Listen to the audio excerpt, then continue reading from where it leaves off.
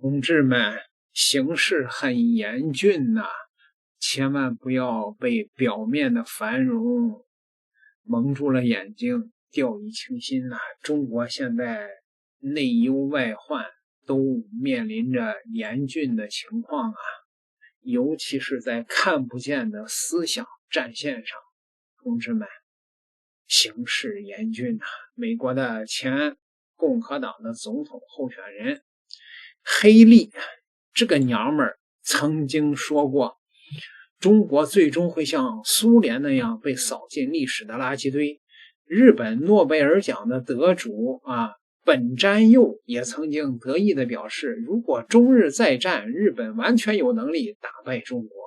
因为我们已经在中国各个领域都做好了全面的渗透，我们对中国的一举一动了如指掌，只要我们想，就能从内部瓦解中国。韩国则更猖狂，号称东北亚一旦开战，无论是朝鲜半岛还是台湾岛，韩国都将协助友军攻击中国的沿海城市。棒子这个千年的蜀国罪尔小邦第一次喊出主动攻打中国的口号，美日韩都不同程度地提到对中国的渗透卓有成效，乃至胜券在握，说明他们在中国各个层面的渗透工作从未停止啊！而且从读教材、读试卷等等迹象看来，他们已经屡屡得手了呀！所以一个非常可怕的事实是，多年以来中国文化教育传媒领域存在着贵美亲日、去雄文弱的乱象，导致中国文人公知化、公知汉奸化，女人打拳化，男人娘炮化。一些公共知识分子为了求得资本的圈养，争取得到美西方的基金会和 NGO 的黑钱，走出了一条产学研相结合的成功之路，以各种方式为敌对势力张目。当然无耻公知会说，明明跪着的都富了，你非要站着把钱挣了，何苦呢？不如我们就丢掉战斗准备的幻想吧。所以狗的想法始终逃不出狗的认知，狼行千里吃肉，狗行千里吃屎，都饿不死，但哪个更好呢？美国的前总统奥黑也曾经说过，你只需要用垃圾信息扰乱一个国家的舆论场，散布足够多的谣言，植入足够多的阴谋论，让该国的公民不知道该相信什么。一旦他们不再相信主流媒体，不再信任任何的官方机构，甚至互相之间也不再信任，美国就赢了。可见要搞乱甚至搞死一个国家，并不一定需要热战，笔杆子的威力也很大嘛。曾经的苏联、东欧、中东一次次的证明了这一点，背后几乎都是 CIA、NSA、五眼联盟等军事间谍情报机构在操盘。所以理论上舆论战、认知战也是一种军事行动。如今中国的公知犯罪集团用散布非法信息的方式协同敌军作战，本质上也是叛国罪。这种人先崩后问，没毛病。在互联网时代，人们每天接触大量的信息，这其中有些是主动的，更多的则是被动的，尤其是在大数据和算法的笼罩下，人们能看到什么，不能看到什么，已经不完全自己决定了。进而人们会想到什么，不会想到什么，也无形中被人控制了。以此，美西方的黑色预算汇入基金会，基金会资助 NGO 豢养公知，公知搞乱思想，大肆渗透，而幕后的操纵者在酝酿制造社会的混乱，撕裂人民，破坏共识，甚至发动颜色革命。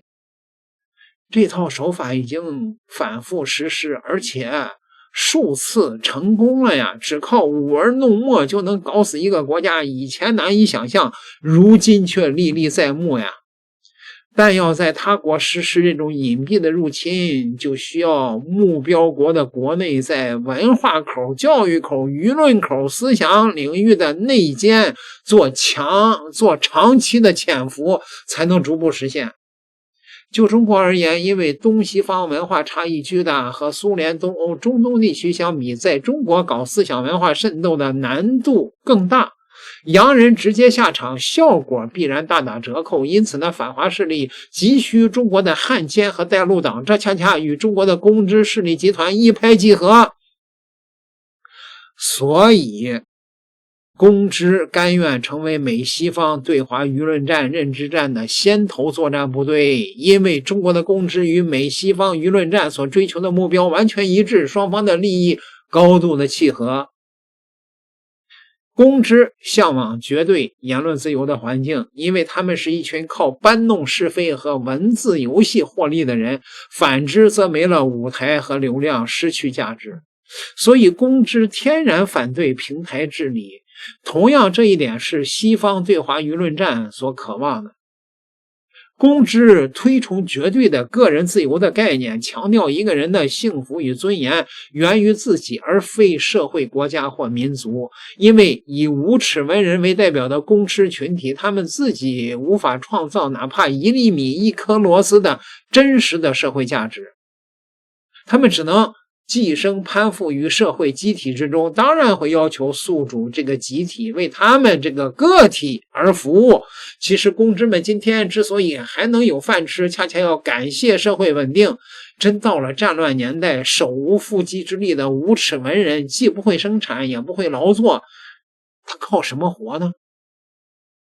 公知渴望权力，他们企图将口嗨的优势变成实际的优势，为自己谋求特权和由此带来的一切。但中国的政治生态决定了一个人不可能靠嘴、靠忽悠来获得认可。公知们又没有什么真本事，他们只能是攀附、阿谀或者是骑墙。所以公知们幻想着杨大人哪天可以搞垮中国，这样他们就会因为做了带路党而被杨大人器重。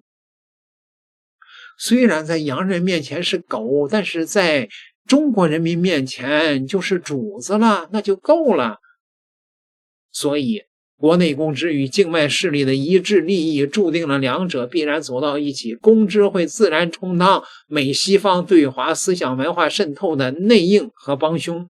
而讽刺的是，标榜忧国忧民的公知们事实上恰恰与群众对立。高学历、高境界、会独立思考的无耻文人们字里行间有意无意的居高临下的贬损人民群众，民智未开、劣根或者是愚昧。公知自命不凡，并赋予自己有义务启蒙低等人群，形成意识形态上的阶级优越感，即我们和你们，高与低，智与痴，对与错。所以在政治上看一个人，只要看他和广大的工农群众的关系如何就清楚了。可俗话说，三人成虎，众口铄金，谎言千遍成真理啊。伪军、公知、犯罪集团协同美西方进行舆论战、认知战的手法虽然狡猾又隐蔽，但无非就是几大类嘛。第一，否定一切，否定历史，虚无主义、民族虚无主义、政治虚无主义。第二，制造对立，以偏概全啊，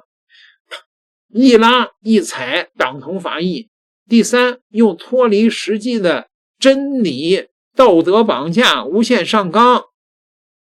第四，用所谓的专家学术的名义张目，这也是为什么专家这个词儿越来越水了。第五，玩弄文字游戏，含沙射影，指桑骂槐，阴阳怪气儿。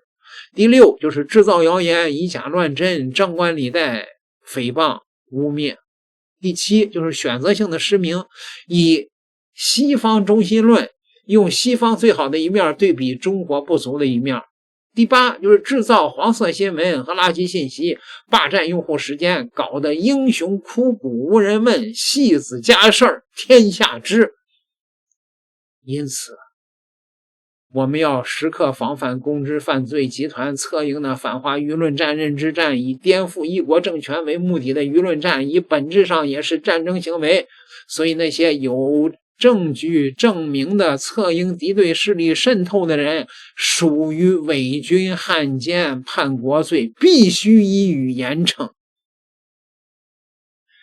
首先要把舆论战置于与国防建设同等重要的位置，像防范军事入侵那样防范思想文化的渗透。公知打着言论自由的幌子，否定和攻击社会主义制度、政府合法性、革命正义性，否定中华文明和中华民族的历史，企图搞垮政府、搞乱社会的行为，是策应敌国实施舆论战的犯罪行为。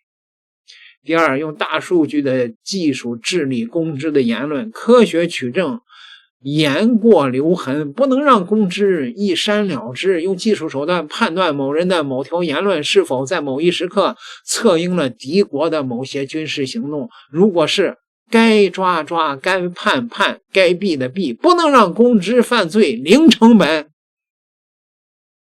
美西方总是强调一个人不应该也不应该因言获罪，那是因为这个言还没有说到西方的点上，否则恐怕早就背后中3枪自杀了吧。第三，彻底切断公知犯罪集团的资金链。很明显，一些人虽然已经暴露，但还活得好好的，甚至换个马甲继续搞，说明他们始终有资金支持和保护势力。公知集团内部是蛇鼠一窝，相互扶持掩护，境外的资金源源不断。要彻底打掉这股势力，还需要多管齐下。西方的反华政客叫嚣中国早晚步苏联的后尘，虽然这句话100%不可能实现，但是苏联曾经的问题值得警惕和研究啊。苏联的倒塌有体制僵化和官员腐败的问题，但更有搞乱民众的思想的公知推波助澜呢。几乎不到10年，苏联在舆论战、认知战上全面的崩溃。当年苏联的文学作品往往就以快了就快了开头，美西方在苏联扶植安扎了策反了无数个领域的高级知识分子。在80年代的后期，苏联的领导层缺少一些政治智慧和改革的思路，急功冒进，全盘西化，被美国策反的雅科夫列夫居然担任了苏联的宣传部的部长。他在意识形态和文化思想领域与西方里应外合，客观上加速了苏联的解体。但是就是这些苏联的贵美公知们亲眼看到自己的国家没有迎来所谓的自由民主，反而被西方资本蹂躏、收割、贱卖，国家衰亡，人民陷入了巨大的苦难。说好的休克疗法原来是放在案板上放血，一直休克直到死啊！见此惨状，很多的苏联公知们幡然悔悟，无地自容，甚至是饮恨自裁。那中国肯定不是苏联，党和政府对反腐从未手软，从未懈怠，对改革的路线也很清晰的认知，坚定的信念，但是对长期潜伏于教科文领域的公知势力集团重视和打击的力度远远不够啊！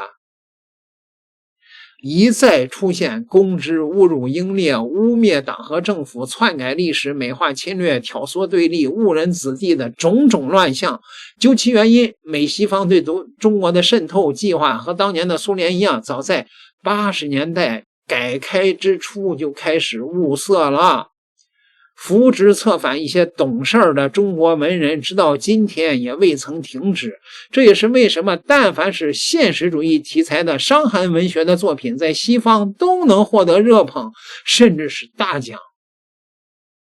那些无耻的文人不会真的认为是自己写得好，或者是拍得好吧？中国是没有真正的好作品吗？是中国作家不会写其他题材的小说吗？中国是没有其他题材的电影吗？当然不是了。而是西方需要用这些来凸显中国的落后、愚昧与丑陋，美西方还会以帮助中国的名义实现他们的战略目的。比如由美国出钱、出技术、出优惠政策，慷慨的帮助中国的几十名院士联名支持推广孟山都的种子。技术。美国要是真的那么慷慨，为什么不支持哪怕一家中国企业、一名科研人员去发展芯片呢？看看印度的下场。当年孟山都在印度扶植的大量的公知，游说政府这个推广了他们的转基因棉花，说是抗病虫害，结果好景不长嘛，种植成本逐渐的是普通棉花的5倍，导致棉农血本无归，近8000名棉农因此而破产，或者是自己就上吊了，是吧？所以三流公知不可怕，鹰犬吠只是凡人而已，可怕的是政策知识分子公知化，大学教授公知化，教材试卷的制定者公知化。如果任由汉奸公知长期的渗透教科文、传媒、出版等意识形态领域，搅动舆论，夹带私货，干扰政策的制定，甚至给决策者一些错误的信息，危害将是巨大的。最后假设一个社会事件发生了，能够就事论事、客观分析，不预设立场，这叫自由言论。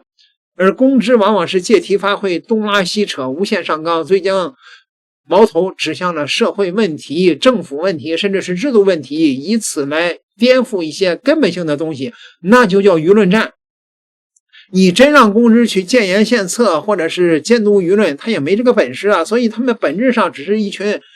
机会主义者、精致的利己主义者，或者是潜伏在中国的汉奸和间谍，没有第三种可能。那些急着给国家开药方的人正是下毒者，那些呼吁着给社会治病的人正是病因本身。所以如果刑不能上公知，就无法彻底的根除这个长期以来由境外势力豢养的寄生在中国社会机体上的毒瘤。各位，你们同意吗？点个订阅，咱们下期再聊。